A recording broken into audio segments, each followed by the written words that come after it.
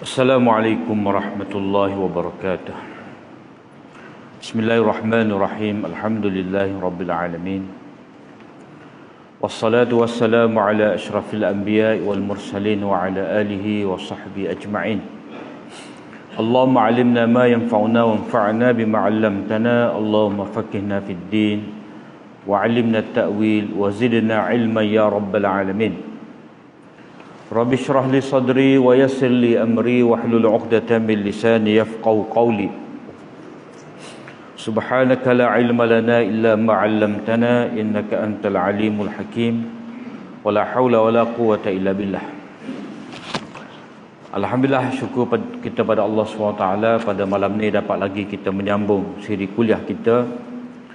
Tajuk kita pada malam ni keutamaan para sahabat radhiyallahu anhum, muka surat 27. Qala al-Imam Abu Hanifah rahimahullahu taala wa nafa'ana Allah bi ulumihi wa afdalun nasi ba'da an-nabiyyin alaihimus salatu wassalam Abu Bakr as-Siddiq, thumma Umar bin al-Khattab al-Faruq, thumma Uthman ibn Affan dhu nurain, thumma Ali ibn Abi Talib al-Murtada ridwanullahi alaihim ajma'in, abidin thabitin ala al-haqq wa ma'al haqq natawallahum jami'a wa la nadhkuru ahadan min ashabi rasulillahi sallallahu alaihi wasallam illa bi khair. Manusia yang paling utama selepas para nabi alaihi salatu wassalam ialah Abu Bakr as-Siddiq, Umar ibn al-Khattab al-Faruq, Uthman bin Affan dhu nurain yang memiliki dua cahaya, dan kemudian Ali bin Abi Talib al-Murtada yang diradai, radhiyallahu anhum ajma'in. Semoga Allah SWT meredai mereka semua. Mereka merupakan ahli ibadat dan teguh di atas kebenaran, dan dengan kebenaran kita kasih kepada mereka semua. Kita tidak menyebut seorang pun sahabat Rasulullah sallallahu alaihi wasallam melainkan dengan kebaikan sahaja. Jadi Imam Abu Hanifah mari satu paragraf ni nak menyatakan kepada kita bahawa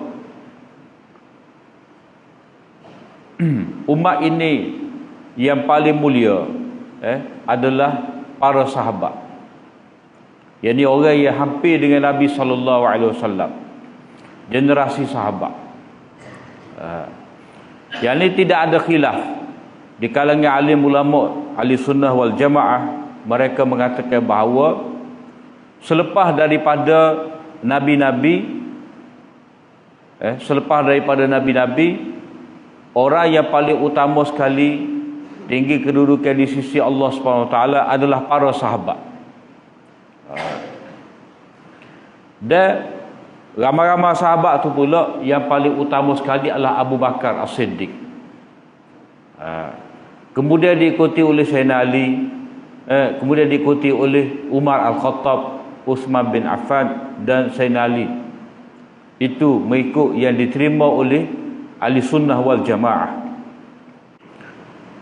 Jadi bila kita kata utama, maka kita tidak boleh memperlekehkan mana-mana sahabat. Tidak boleh kita nak kata sahabat, ada juga sahabat tak alim, tak pandai. Dia pandai apa? Pandai baca qul huwallah ya. Jadi tak boleh kita nak sebut lagu tu. Sebab apa? Sebab orang yang paling utama lepas daripada Nabi, sahabatlah. Sebab apa? Sebab Allah SWT pilih mereka semua ni untuk mendampingi Nabi SAW. Duduk sekali, bersahabat, bersuhbah, bergaul. Jadi mereka ini adalah generasi yang Allah SWT pilih untuk berada di samping Nabi SAW semasa senang dan susah. Kita maklum bahawa Nabi SAW selama 13 tahun berada di Mekah dalam kepayahan. Begitu juga bila berada di Madinah dalam keadaan kepayahan juga, dalam keadaan ketakutan. Ada ancaman daripada musyrikin Mekah, ada ancaman daripada orang Yahudi, dikelilingi pula oleh orang-orang munafik. Jadi mereka inilah yang tetap teguh di atas kebenaran bersama dengan Nabi SAW. Jadi perkara ni, tajuk keutamaan sahabat ni, ulama ahli sunnah letak dalam kitab akidah. Walaupun benda ni kita boleh belajar melalui sirah, melalui sejarah.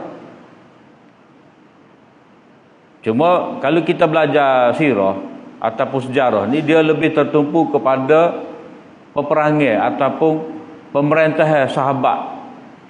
Yang ni dari sudut politik sahabat.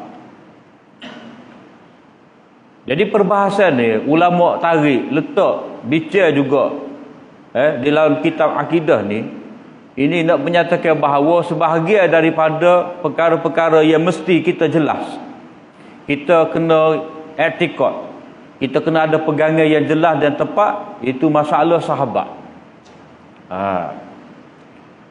Jadi dalam masalah sahabat ni ada beberapa perkara kita kena beres. Yang pertama, kena kasih pada sahabat.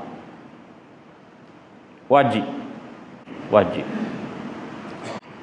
Yang kedua, kita kena kata semua sahabat ni adil.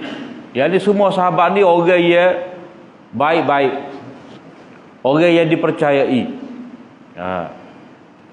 Jadi istilah dia dipanggil adilnya sahabat. Itu yang kedua. Yang ketiga, kita mesti menahan diri daripada kata mencerca terhadap mana-mana sahabat yang mana mereka ni ada berlaku pergeseran, ada ketidaksefahaman sesama mereka tu. Kita kena tarik diri, kena tahan diri kita. Jangan kata gapo-gapo. Antaranya gapo? Perbalahan yang berlaku di antara Aisyah dengan Ali, puak Aisyah dengan puak Ali, yang mana berlaku peperangan Jamal lepas pada tu. Begitu juga pergeseran yang berlaku di antara Sayyidina Ali dengan Muawiyah. Masing-masing ada sahabat yang menyokong sehingga terjadinya peperangan Siffin. Jadi kita kena menahan diri daripada kata kepada mana-mana pihak.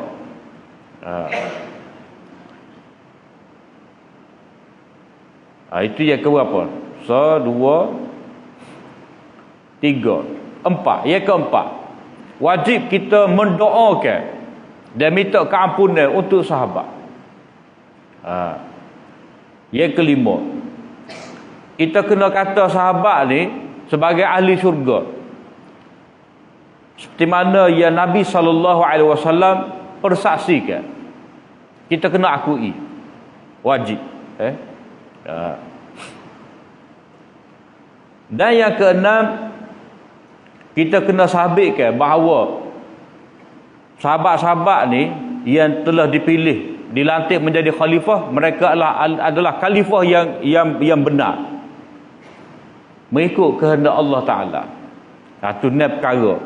Kalau kita bicara benda sahabat ni, ni perkara, ni sudut tentang sahabat ni yang mesti kita jelas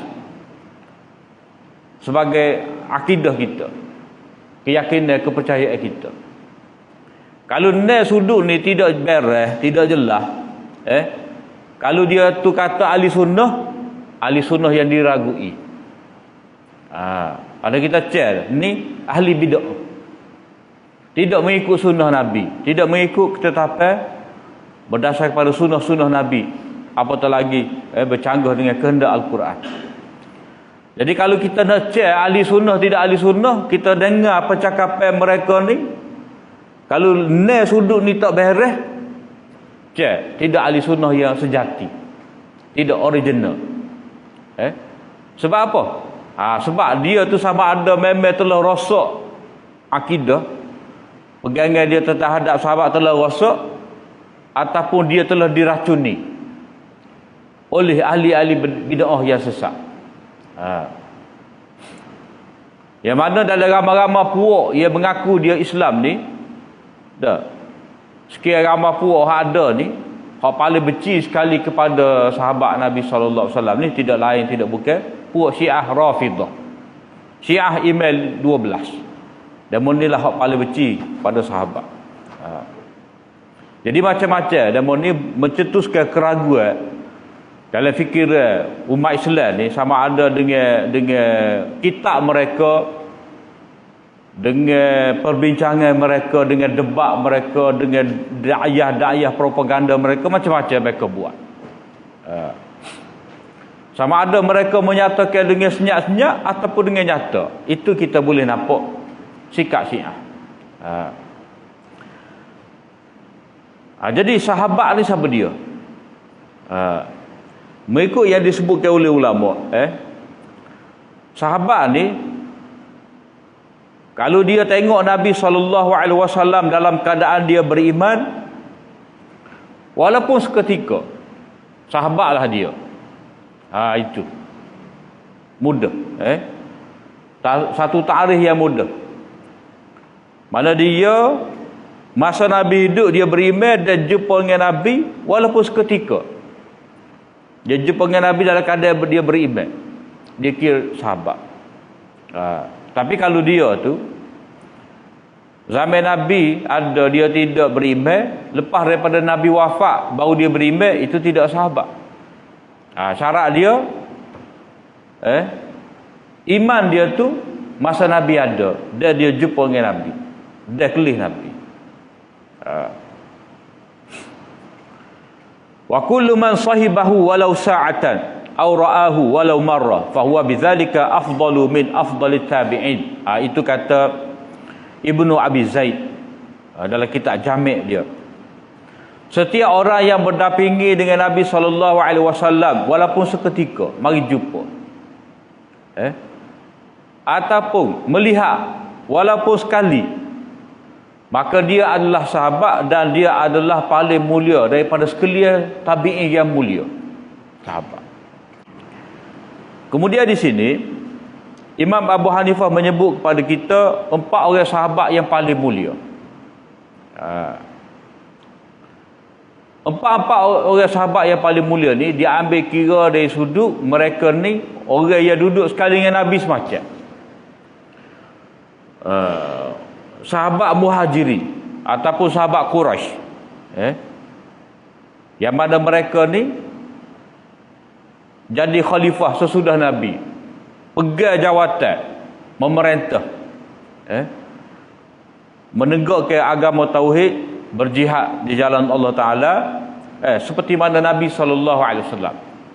Maka sebab itulah mereka ni dikira sahabat yang paling mulia. Maknanya dalam ramai-ramai sahabat ni, berapa orang sahabat? Ada ulama kata 1,224,000 sahabat.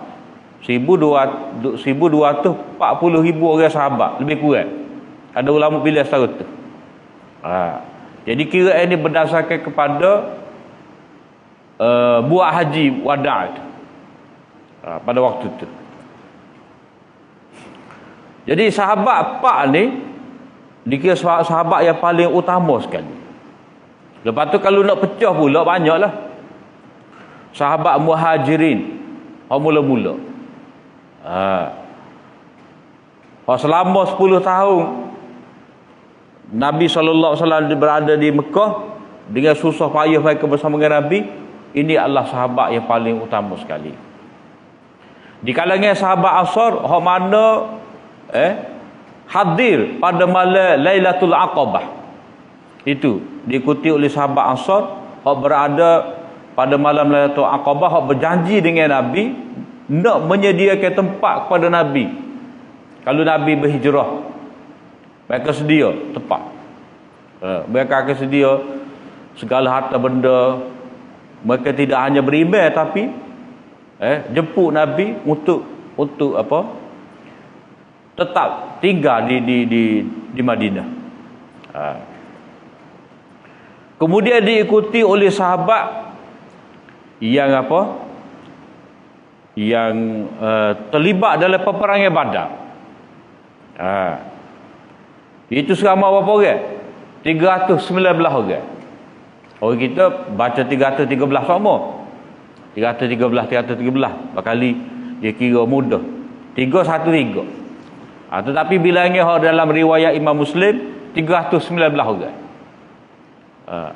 Kemudian ada juga dikira sebagai ahli Badar juga, walaupun dia tidak pergi ke peperangan Badar, disebabkan ada masyaqqah dan diizinkan oleh Nabi SAW. Antaranya Sayyidina Uthman, dia tak pergi peperangan Badar, tapi bahagia ghanimah peperangan Badar tu dia dapat juga. Sebab dia memang lagi tapi ada masyaqqah. Dia ada beberapa orang sahabat lagi lah. Jadi sahabat ia apa? Menyertai peperangan Badar. Kemudian diikuti oleh sahabat-sahabat yang berada yang menyertai perjanjian Hudaibiyah, Bai'ah Ridwan. Dan ini Allah SWT istihar, laqad radiyallahu 'anil mu'minin iz yubayyi'unaka tahta asy-syajarah. Allah Ta'ala sememangnya meredai para sahabat yang berbai'ah dengan kamu ni di bawah pokok. Jenis sahabat Bai'ah Ridwan. Kemudian ada juga perbezaan antara sahabat yang memeluk Islam selepas daripada Fatah Mekah. Jadi hak mana Islam sebelum Fatah Mekah tu lebih mulia lagi dengan orang Islam kemudian. La yastawi minkum man anfaqa min qablil fathi wa qatal. Tidak sama di antara kamu ni ya apa Islam sebelum daripada Fatah Mekah dan dia berperang. Lain, tak serupa. Sebab apa? Sebab dia tergolong dalam kalangan golongan muhajirin. Jadi kelebihan hijrah. Kelebihan hijrah, maka orang mana masuk Islam lepas daripada Fatah Mekah, dia rendah sedikit daripada orang beriman sebelum daripada Fatah Mekah. Sebab apa? Sebab lepas daripada Fatah Mekah ni tak ada dah hijrah. Tak ada dah hijrah. Jadi walaupun berbeza antara hak Islam sebelum Fatah Mekah dengan kemudian, Allah Ta'ala kata wa kullu wa'adallahu husna. Semua tu Allah Ta'ala janji dengan syurga. Jadi butir tadi wa kullu wa'adallahu husna, semua sekali Allah janji syurga, maknanya sahabat semua sekali syurga. Itu dikatakan sebagai jaminan syurga untuk sahabat mendapat keredaan Allah Ta'ala, dan itu dikatakan adil sahabat. Kalau tidak adil, tak kira Allah SWT kata redha, tak kira Allah SWT kata janji syurga untuk mereka. Itu hak poin kita sebut tadi. Kemudian kalau kita tengok ayat-ayat Al-Quran, ayat-ayat Al-Quran banyak tak sekira lah kelebihan sahabat ni. Jadi benda ni diletakkan oleh ulama dalam kitab akidah sebab ada orang cuba meragui. Maknanya orang tu tidak baca, tidak memahami Al-Quran dengan sebenar-benarnya sehingga ulama terpaksa bahas suku. Maknanya erat jadi sebahagian daripada perbincangan akidah sebab benda ni penting dalam agama kita, dan ada banyak ayat yang menyebut kelebihan sahabat. Wajib dan menjadi tanda orang tu beriman kalau dia kasih pada sahabat. Kalau dia benci, itu alamat kufur ataupun akidah dia tu tak selamat. Tak selamat. Di akhir surah Al-Fath, surah Al-Fath ini mana surah yang menyebut janji Allah SWT nak memberi kemenangan kepada Nabi untuk takluk balik, untuk dapatkan kota Mekah. Di ayat yang akhir, dalam surah ni jugalah Allah SWT sebut berkenaan dengan redha dia untuk sahabat ya bai'ah bai'ah ridwan. Dalam ayat ni jugalah Allah SWT memberi jaminan sahabat dengan Nabi dengan sahabat ni dapat masuk Mekah. Kalau kita dengar Tok Imam baca, laqad sadaqallahu rasulahu ru'ya bil haqq la tadkhulunnal masjidal haram la tadkhulunnal masjidal haram aminin. Kamu akan masuk ke Mekah dalam keadaan aman, muhalliqina ru'usakum, selesai daripada masuk tadi dengan dapat buat haji, kamu tahallul bercukur dan kerak rambut. Jadi Allah SWT redha. Lepas pada tu ayat yang terakhir, ayat yang panjang, Muhammadur Rasulullah walladzina amanu ashidda'u 'alal kuffari ruhama'u bainahum. Muhammad Rasulullah itu walladzina ma'ahu, dan orang-orang yang bersamanya, yakni sahabat. Jadi Allah Ta'ala puji Nabi, menyatakan tugas Nabi sebagai Rasul pilihan dia. Dan Allah SWT kata hak sekali dengan dia, hak sekali dengan Nabi. Hak sekali dengan Nabi ni tak ada orang lain, sahabat. Kita sebut dah tadi, sahabat lah susah payah bersama dengan Nabi. Dan Quran turun pun di kalangan sahabat. Maknanya sahabat ni menyaksikan zaman, sahabat berada di zaman penurunan wahyu, dan sahabat menyaksikan macam mana Nabi SAW terima wahyu, menyampaikan wahyu, Nabi menghuraikan wahyu. Sebab itulah sahabat golongan yang mulia. Jadi Allah Ta'ala puji Nabi, Allah Ta'ala puji sahabat. Lagu mana? Asyidda'u 'alal kuffar. Nabi dan sahabat ni tegas, keras terhadap orang-orang kafir, ruhama'u bainahum, tetapi sesama mereka ni berkasih sayang. Tarahum ruk'an sujada. Kamu lihat mereka tu duduk dalam keadaan sujud, dalam keadaan rukuk dan sujud. Ya batawuna fadlan minallahi wa ridwana. Mereka tak cari benda lain, mereka cari kurniaan Allah dan keredaan Allah. Maknanya sahabat ni Allah SWT terima semaya mereka. Allah Ta'ala terima semaya mereka. Bila terima semaya, maknanya amalan-amalan yang Allah Ta'ala terima lah. Bukti Allah Ta'ala terima semaya mereka, Allah Ta'ala kata tarahum ruk'an sujada. Kamu lihat mereka tu rukuk dan sujud. Jadi sebut mereka tu rukuk dan sujud itu pujian. Jadi puji semestinya dia ada makna qabul, terima. Terima. Sebab apa terima tu? Ya batawuna fadlan minallahi wa ridwana, mereka ikhlas. Jadi ini berita gembira kepada sahabat. Padanya ayat ni turun ramai sahabat.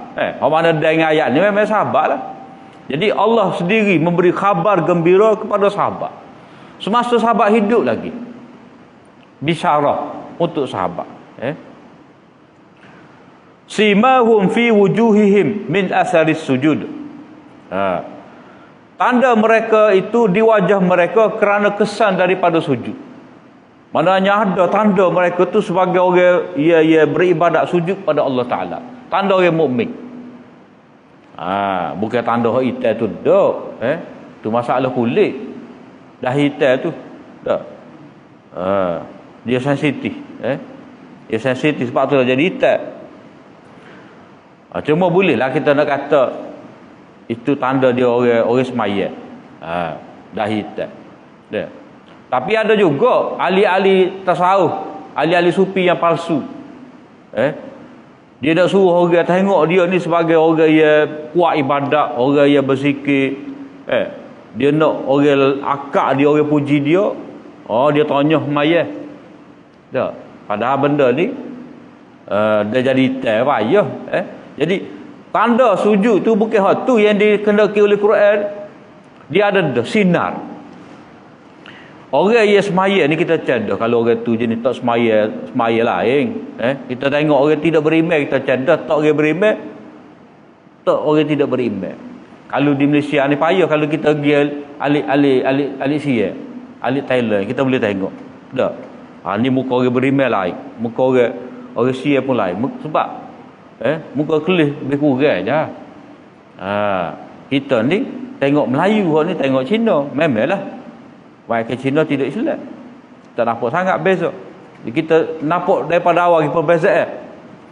Tapi kalau setengah sepak tu, Arab diri pun, Arab orang Kristian pun ramai. Kita boleh tengok, ni Arab Kristian, ni Arab tidak Islam. Ni Arab Islam. Jadi tanda sujud, tanda mereka ada nur. Nur daripada amalan mereka. Jadi pada sahabat tu ada tanda mereka tu semaya sujud pada Allah SWT. Zalika masaluhum fit Taurat. Allah SWT buat perumpamaan tentang mereka ni dalam Taurat. Maknanya kedudukan sahabat ni, kemuliaan sahabat ni tidak hanya termaktub dalam Al-Quran, tetapi Allah Ta'ala telah wahyukan sebelum pada ni lagi dalam Taurat. Wa masaluhum fil Injil, dalam Injil pun ada tu. Muhammad bersama dengan sahabat dia. Muhammad bersama dengan sahabat dia banyak dalam Taurat dan juga dalam Injil. Jadi mereka ni seperti apa? Kazara'in akhraja syat'ahu fa'azarahu fastaghlaza fastawa ala suqi. Mereka sahabat ni seperti pohon. Kalau kita kata gandum tu, gandum yang keluar dengan tangkai-tangkai dia, dengan biji dia yang padat, tangkai dia yang banyak dah, patu batai dia tu yang keras, maknanya dapat apa, menampung biji-biji yang padat tu, yang beratus-ratus tu. Ada 7 tangkai kita kata. Masing-masing di setiap tangkai tu ada berapa? Ada 100. Jadi keadaan ia tegak tu dah. Yu'jibu zura'. Orang-orang yang menanam suka tengok. Mana kalau kita lalu ke sawah padi ke, padi menguning dah kita tengok. Kita pun suka. Padahal kita bukan kita orang nanam. Dah, kita pun suka tengok. Orang nanam lagilah. Jadi keadaan itu maknanya menggambarkan keteguhan sahabat. Sahabat ia teguh akidah. Lepas tu dengan setiap tangkai tu banyak biji menggambarkan mereka ni akan bertebaran. Hasil daripada usaha mereka ni akan bertebaran. Kalau kita ambil kata berah lah, dah. Duduk dalam periuk kawan tu, periuk kawan ni, dah. Duduk dalam pinggir kawan tu, duduk dalam pinggir kawan ni. Maknanya sahabat ni ia akan bawa agama, kebaikan daripada agama ni akan tersebar seluruh dunia lepas daripada Nabi sallallahu alaihi wasallam. Jadi keadaan itu menggembirakan orang nanti. Maknanya suka. Sahabat ni manusia lain pun suka. Sebab itulah orang mudah terima Islam. Satu demi satu empire, kerajaan, negara ditakluk oleh sahabat. Jadi Allah SWT buat perumpamaan lagu ni sebab apa? Sebab sahabat ni makin lama makin ramai, kau ramai. Jadi makin lama makin teguh itulah. Liyaghiza bihimul kuffar. Menyebabkan orang kafir benci, marah kepada mereka. Jadi butin ni, butin apa? Orang kafir benci pada sahabat. Maknanya kalau siapa tak redha, tak sayang pada sahabat, alamatnya kafir. Alamatnya kafir.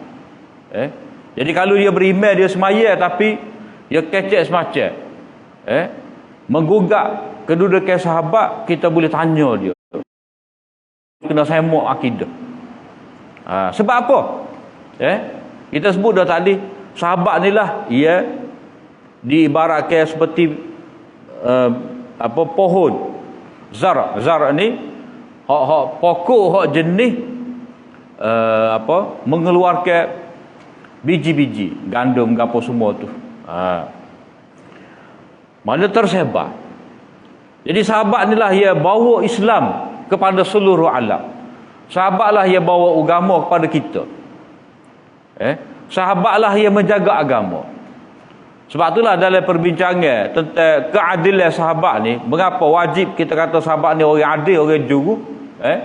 Lebih daripada saksi di mahkamah, adilnya sahabat ni. Sebab kita meriwayatkan Al-Quran, kita ambil Quran, kita ambil hadis daripada siapa dia kalau tidak daripada sahabat. Kalau seseorang itu telah meragui sahabat, jadi itu berarti meragui ketulinan, kesahihan Al-Quran, kesahihan hadis Nabi. Jadi orang yang mempertikaikan sahabat berarti orang itu mempertikaikan sumber agama. Sebab sumber agama kita Quran dan hadis. Jadi kalau kita meragui sahabat berarti kita meragui sumber agama kita. Yang mana sumber agama kita ni mari melalui sahabat. Daripada sahabat melalui tabi'in, kemudian tabi'in, kemudian ulama-ulama lepas pada tu sampailah pada kita. Dia punya rantaian tu. Jadi sahabat penjaga agama, penjaga wahyu. Jadi orang yang marah tak suka pada sahabat berarti dia sama dengan orang kafir. Kena semak akidah. Kemudian Allah SWT memberi jaminan kepada mereka, wa'adallahu alladhina amanu wa 'amilus solihati minhum maghfiratan wa ajran 'azima. Allah Taala memberi janji kepada orang-orang beriman dan beramal soleh dari kalangan mereka itu keampunan dan pahala yang besar. Jadi daripada sinilah bila Allah SWT janjikan untuk sahabat ni keampunan, maka kita kena doa keampunan untuk sahabat. Kita kena doa keampunan untuk sahabat. Kalau kita ni wajib berdoa untuk kedua ibu bapa kita, Rabbighfirli wa liwalidayya, kita wajib berdoa keampunan untuk kedua ibu bapa kita, maka kita wajib juga mendoakan keampunan untuk sahabat.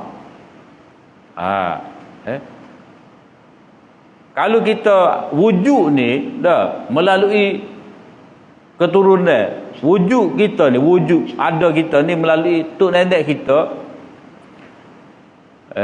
maka wujud kita sebagai orang beriman melalui sahabat. Melalui sahabat. Maka sebab itulah kita kena doa untuk mereka. Ada ayat yang kita selalu baca, dan ini telah menjadi sebahagian daripada doa dalam sembahyang. Gapo? Rabbana ighfir lana wa li ikhwanina alladhina sabaquna bil iman wa la taj'al fi qulubina ghillan lil ladzina amanu. Walladzina ja'u min ba'dihim yaquluna rabbana. Orang-orang yang mari sesudah daripada mereka. Mana generasi yang mari lepas daripada sahabat Muhajirin, sahabat Ansar, mereka ni mari mereka kata, wahai Tuhan kami, berilah keampunan kepada kami dan orang-orang yang terdahulu Islam daripada kami. Jadi orang kemudian, generasi kemudian lepas daripada sahabat ni, siapa dia? Tabi'in. Jadi tabi'in mendoakan untuk sahabat yang masuk Islam sebelum pada mereka, mendoakan keampunan. Maka kita pun lagu tu juga, kalau kita nak tergolong dalam kalangan orang Allah Ta'ala redha, kita kena turut sama juga mendoakan untuk sahabat. Wala taj'al fi qulubina ghillan lil ladzina amanu. Janganlah timbulkan dalam hati kami ini kebencian, kedengkian terhadap sahabat. Tak ada ruang sedikit pun. Jadi kita orang kemudian kena ingat jasa orang-orang sebelum kita.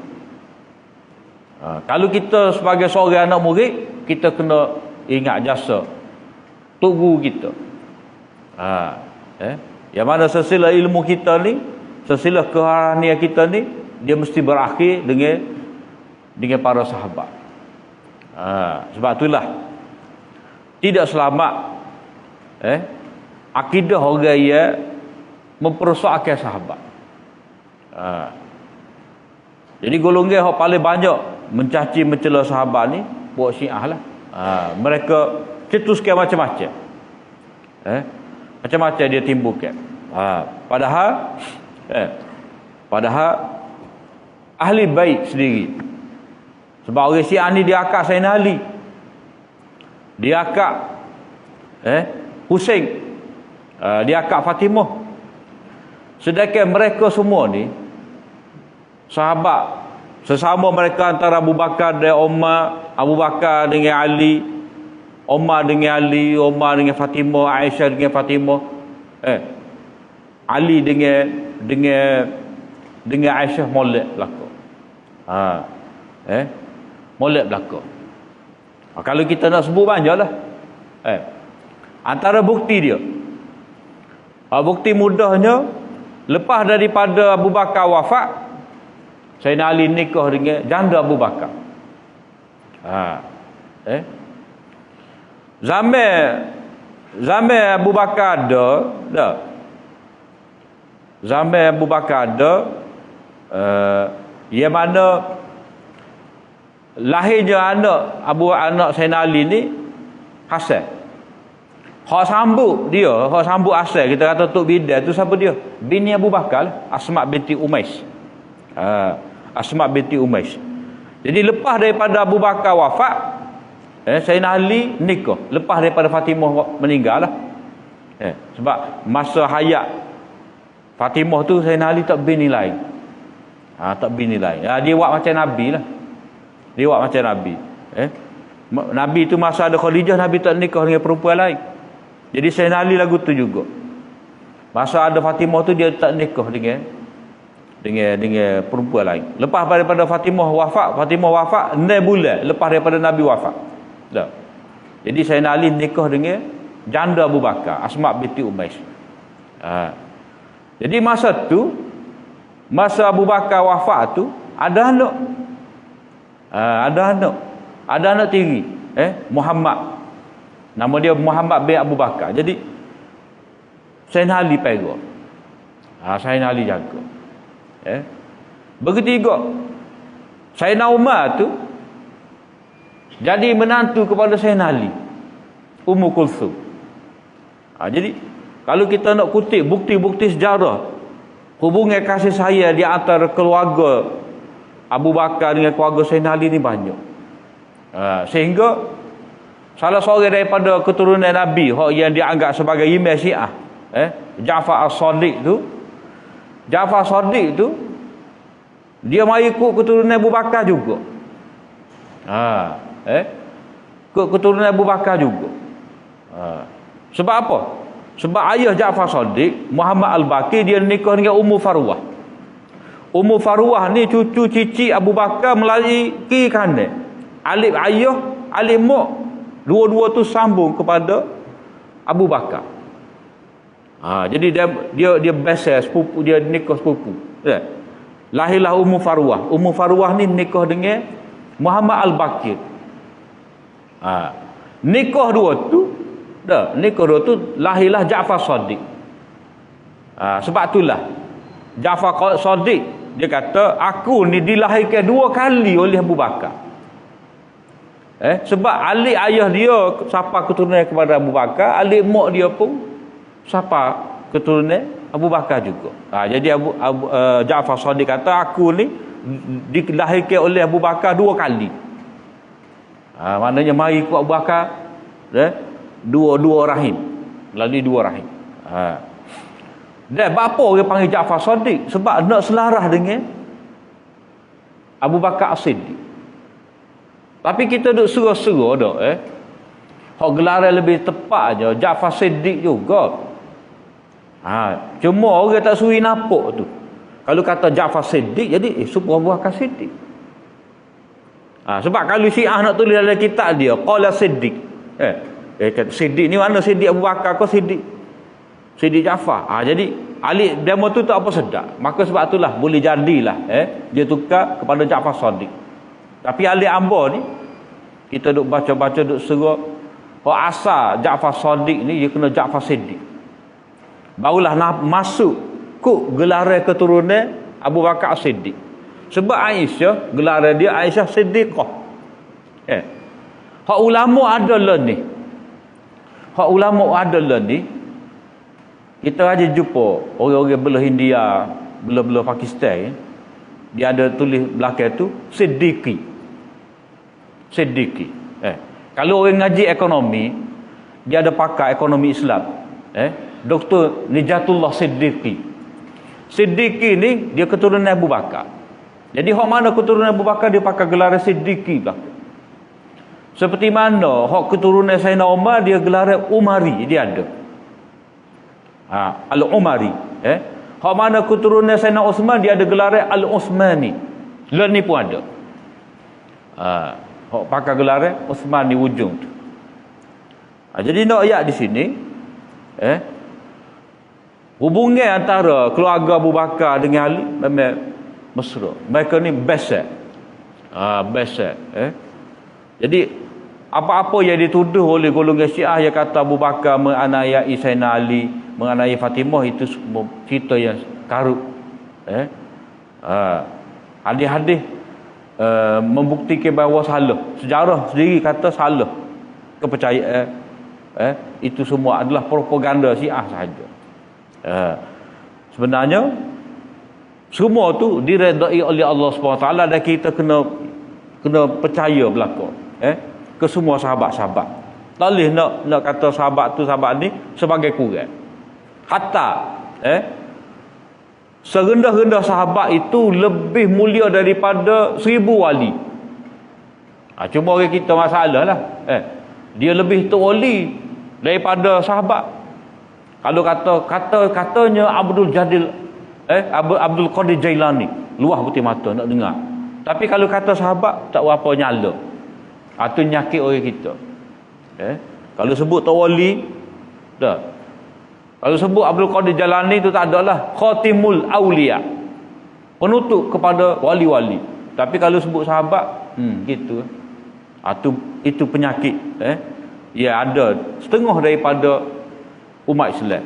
Jadi pakar-pakar kita muhasabah diri kita. Itulah lebih kurang perbincangan kita berkenaan dengan sahabat ni.